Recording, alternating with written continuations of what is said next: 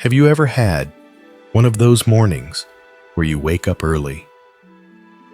The sun is just beginning to peek through the curtains. The house is still and quiet, and yet your mind is already busy. It's like someone's opened the door to a room, and guests are already talking inside. Maybe they're talking about a doctor's visit next week, or an old memory from decades ago. Maybe they're arguing, worrying, or even blaming. And you haven't even had your morning tea yet. It happens to all of us. And the older we get, the more clearly we begin to hear these voices inside our heads. When we're younger, the world outside is noisy work, family, responsibilities, distractions. But as we slow down, retire, and the outside world becomes quieter, the inside world becomes much louder. That's when we really begin to notice the constant chatter in our minds. It's like discovering that your thoughts never left the room, even when no one else is around. But have you ever paused and wondered if your mind is like a room? Then who is choosing the guests that come in? Are you inviting them in, or are they barging in on their own? Are they kind visitors who bring comfort and perspective? Or are they critical voices that judge, worry, and disturb your peace? This is the question I want to explore with you today. If your mind is a room, then who's the guest? And even more importantly, who is the one watching all of this happen? You see, in Buddhist wisdom, there's a beautiful teaching that compares the mind to a house or a room. Thoughts are like visitors. They come, they stay for a while, and eventually they leave. But we often forget that. We treat every visitor like they belong. A negative thought walks in, and we set the table for it. An old memory comes through the door, and we let it settle into the sofa. Before we know it, our peaceful room is crowded with noisy, unwelcome guests, and we wonder why we feel tired, anxious, or overwhelmed. But here's the gentle truth: you are not the guests. You are the host. You are the one who notices the guests. You are the one who can choose how to respond. And most importantly, you are not the room either. You are the open space that allows the room to exist. That's something we often forget, especially as we get older and the mind becomes our constant companion. Let me tell you a story that might make this more real. A friend of mine named David is 75 years old. He lost his wife 5 years ago and lives alone now. He told me that some days it feels like his house is full, even though no one has visited. It's like the guests in my mind are having a party I didn't invite them to. He said, half joking, and they don't clean up after themselves. When I asked him what those guests usually say, he paused. Then he said softly, "They talk about what I should have done differently. They bring up old arguments. They remind me that I'm alone now. And sometimes they whisper that I didn't do enough for her, for my kids, for myself." I could feel the heaviness in his voice. And maybe you can relate to that too. These thoughts, these mental guests, don't always knock. They just show up. And if we're not careful, we begin to believe they belong. We begin to think they are us. But what if, instead, we saw them for what they are, just visitors, some helpful, some not, some who come to teach, and others who come to test? If we saw them as guests, we could learn how to greet them kindly, learn from them if needed, and gently show them to the door when it's time for them to leave. In Buddhism, there's a practice called welcoming the visitor. When a difficult thought or emotion arises, we don't push it away. We say, fear is here, or grief has come to visit, and we let it sit for a moment. We acknowledge it without feeding it. We breathe, and then, like any respectful host, we gently invite it to move on when the visit is over. This kind of mental hospitality is especially important as we age.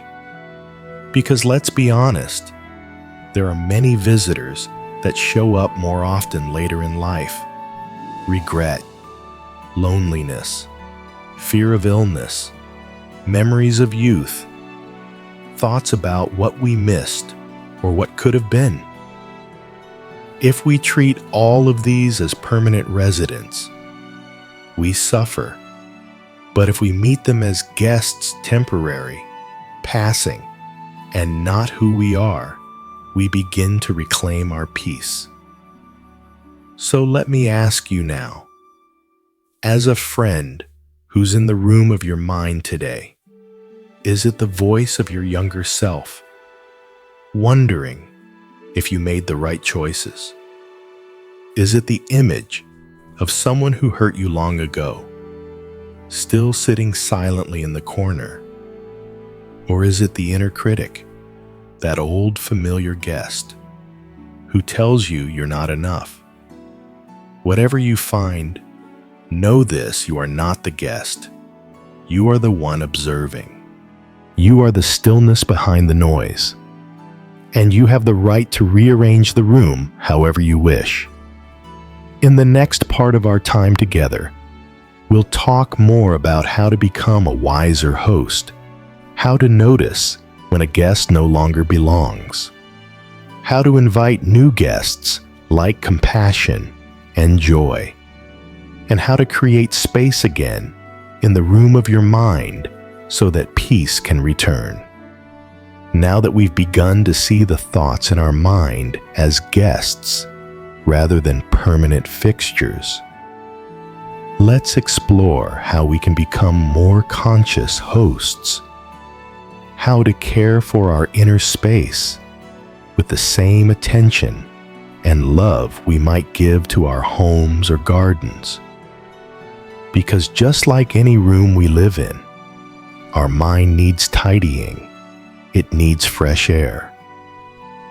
And sometimes, it simply needs us to sit still and breathe.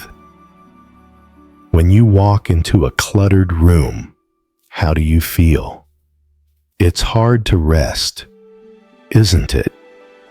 Your eyes can't settle. Your body feels uneasy. And your mind gets pulled in too many directions. The same thing happens inside. When your mental space is crowded with too many uninvited thoughts, especially the ones that criticize, doubt, or dwell on old pain, you can't truly relax, no matter how peaceful your surroundings are.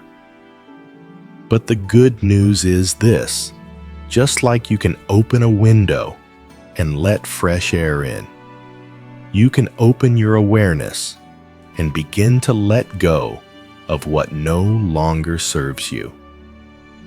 The first step, simply noticing. Just like we notice when a guest overstays their welcome, we can begin to notice which thoughts keep returning again and again, long after they've said what they came to say. Let's say a memory comes to visit, something you said 20 years ago that you wish you hadn't. That memory walks into the room, sits in your favorite chair, and starts talking. Why did you say that? You hurt someone.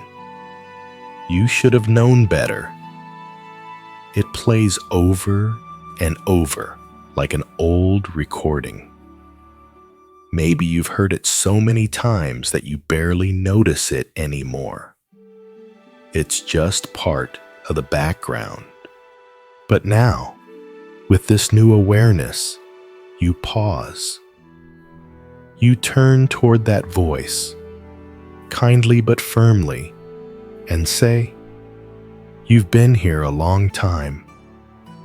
I've listened, I've learned, but it's time for you to rest now." And in doing that, you begin to reclaim space, not by fighting, but by witnessing.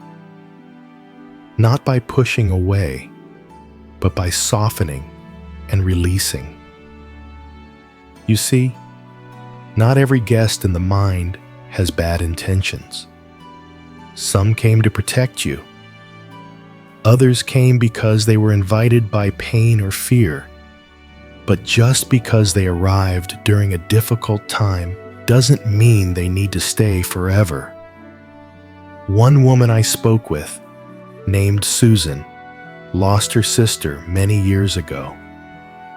She told me there was a voice in her head that constantly reminded her, "You should have called more. You didn't do enough." It came from grief. It came from love. But it kept her frozen. And when she finally saw that voice as a grieving guest, one who didn't mean harm, but who didn't know how to leave, she began to talk to it differently. She would sit quietly, close her eyes, and say, "I did the best I could. I loved her in every way I knew how." And in that, the guest slowly stood up, nodded, and took a step back. Not gone completely, but gentler, quieter, less demanding. You can do this too. The next time you notice a thought that tightens your chest or brings a lump to your throat, pause. Don't rush to fix it. Just say, "I see you." You can even imagine offering it a seat by the door somewhere close, but not so central. And then gently shift your attention to the breath. Inhale, exhale. Feel your feet on the ground. Remind yourself that you are here, now. You are the room, not the visitor. You are the one who sees.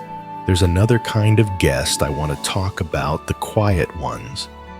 The ones who often get overlooked because the loud voices take up so much space. These are the guests of joy, of gratitude, of peace. They're the ones who knock softly, who don't force their way in, but they're always nearby, waiting to be invited. Maybe it's a memory of your grandchild's laughter, or the feeling of warm sun on your face during a morning walk, or a line from a poem that made your heart feel light. These are the gentle visitors, and the more space you make by letting go of the heavy, noisy guests, the more room you create for these quiet ones to enter. So how do we invite them in? with simple acts of presence. Look at a flower. Really look. Watch the way the petals curl, the way the colors shift in sunlight. Listen to the birds as if their song was written just for you. Sip your tea slowly, not rushing to the next moment.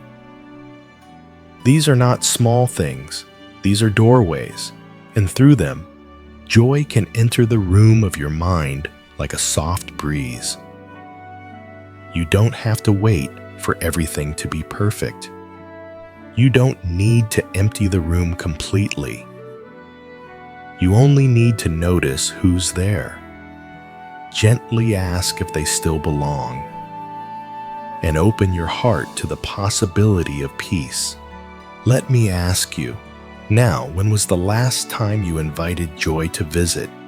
When did you last make room for a moment of stillness without needing to fix, remember, or solve anything? It doesn't have to be a grand event. Sometimes, peace enters not through a wide open door, but through a small crack of quiet awareness. And if your room still feels too full, be patient. You've lived many years. You've collected many guests. Some have stayed too long. Others were never truly yours. It takes time to sort through them all. But you're not alone. Every one of us is tending to our inner space. And just by listening to these words, you've already begun. In the next part of our reflection, we'll explore how to set gentle boundaries with your thoughts, how to turn down the volume of mental noise, and how to return again and again to that quiet center within the place where you, the host, are always calm, always home. As we sit here together, gently observing the space of the mind like a familiar room, there's one more question I'd like to offer. What kind of room would you like your mind to be? Not what it has been, or what it became during difficult times, but what it can become now, with care and attention. Would you like it to be a quiet cottage in the woods, a simple space with warm light, soft cushions, and open windows? Would you like it to feel like home? Because that's the beautiful part of this journey. Once we begin to see our thoughts as guests, not permanent residents, we can begin to shape the atmosphere of our own inner home. And no matter how long it's been since the room felt peaceful, no matter how many years we've let certain voices stay too long, it's never too late to rearrange the furniture, open a window, and begin again.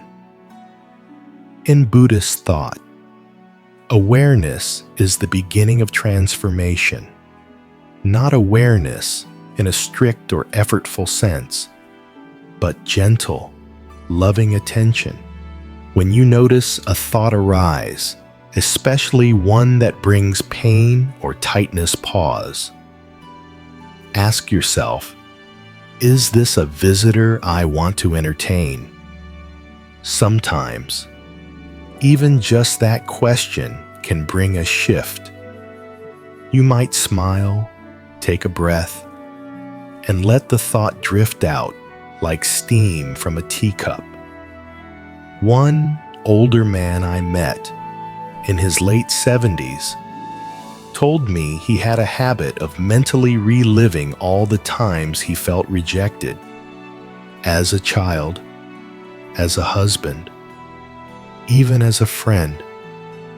It's like they walk in every evening just as I'm settling down, he said, and they sit there like old ghosts. But he also told me that something changed when he began to meet those memories not as enemies, but as visitors. I stopped feeding them dinner. He joked. I let them talk. But then I'd say, "Okay, you've said enough now." He learned, over time, that he didn't have to push the memories away. He only had to stop believing they were still in charge of the house. This is how we reclaim our inner peace, not by pretending the painful guests never came, but by remembering they don't have to stay forever. And what about the guests we wish would stay longer? Kindness, gratitude, trust. These are the ones we often forget to invite, especially when life feels hard or when old fears visit too frequently, but they're never far. They wait quietly, just outside the door. All it takes is a moment of stillness, a hand on the heart, a whispered, "Thank you," or "I am here," and they step inside. You can help these guests stay by creating a rhythm of stillness in your day. It doesn't have to be complicated. A few minutes in the morning, just watching the sky change, a quiet cup of tea without distraction, a short walk where you simply feel your steps, listen to the wind, smell the air. These are the moments that refresh the room, that open space for good company to enter. And when the critical voices return, as they often do, meet them with honesty, but not with surrender. You might say, "Yes, I hear you. You're afraid. You're trying to protect me. But I don't need that kind of protection anymore. I choose something gentler now." Speaking to your mind like this is not strange. It's healing. It's what a wise host does when an unruly guest appears, stays calm, stays grounded, and chooses what kind of gathering the room will hold. Let's talk about boundaries. Not the kind we draw with others, but the ones we draw inside. Just because a thought appears doesn't mean you have to follow it. You are not obligated to entertain every idea your mind suggests. Sometimes the best thing you can do is nod quietly at a passing thought, and then return your attention to what is real, the sensation of your hands resting in your lap, the sound of your own breath, the gentle hum of the present moment. You are not being passive when you choose peace. You are being wise. You are not running away when you let a thought go. You are coming home to the clarity and stillness that has always been yours. And here's something else I want to tell you, especially if you're watching this and thinking, "But I've lived this way for so long. Can I really change now?" The answer is yes. Yes, you can. Not by becoming someone else, not by erasing your past, but by remembering what's always been true, that you are not the chaos in the room. You are the space that holds it all. And space is never too old to be cleaned, warmed, and filled with light. Even a room that has been closed for years can be opened. Even a heart that has felt heavy for decades can begin to feel soft again. Even a mind that's grown used to noise can learn to rest in quiet. So, as we near the end of our time together, I'd like to offer a simple practice tonight. Before you go to sleep, sit quietly for just a moment. Close your eyes if that feels comfortable. Take a deep, slow breath and imagine your mind as a room. Notice who is there. Gently acknowledge the visitors, both old and new. Then, as you exhale, imagine opening a window. Let the stale air leave. Let a soft breeze come in and whisper to yourself, "This is my space. I am the host. I choose peace."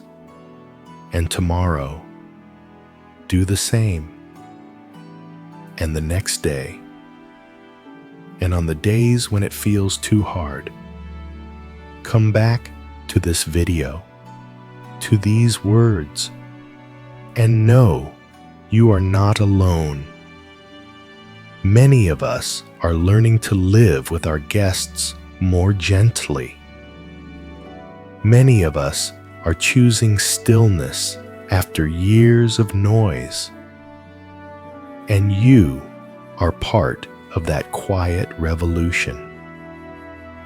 If these reflections have touched you today, I'd love to hear from you. What kind of guests have you been hosting?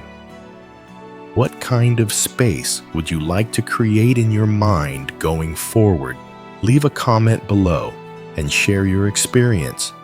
You may help another person feel less alone. And if this video brought you a little peace, a little clarity, or just a moment of quiet, I invite you to like it, subscribe, and join our growing community, a place where people of all ages, but especially those in their wise years, can feel seen, heard, and supported. May your room be light. May your mind be spacious. May your heart be free. And may the guest you welcome most often be peace itself.